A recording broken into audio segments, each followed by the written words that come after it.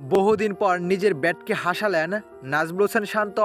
দর্শক, আজ আফগানিস্তানের বিপক্ষে দ্বিতীয় ওয়ানডে ম্যাচ খেলতে মাঠে নেমেছে বাংলাদেশ দল। যেখানে এদিন শুরুতেই ব্যাট করতে নেমেছিল বাংলাদেশ দল, যেখানে শুরুতে ব্যাট করতে নেমে দুর্দান্ত খেলতেছিলেন বাংলাদেশের দুই ওপেনার তানজিদ হাসান তামিম ও শম্ভু সরকার। তবে তানজিদ তামিম রীতিমতো আউট হয়ে যান।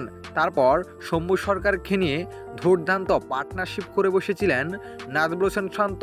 তবে শম্ভু সরকার এক দুঃখজনক আউট হয়ে টেবিলে ফিরেন। তিনি ফিরে যাওয়ার আগে ৪৯ বলে ৩৫ রানে দুর্দান্ত একটি ইনিংস খেলে যান। তারপর নাজমুল হোসেন শান্ত রীতিমতোই ব্যাটিং তাণ্ডব শুরু করতে থাকেন।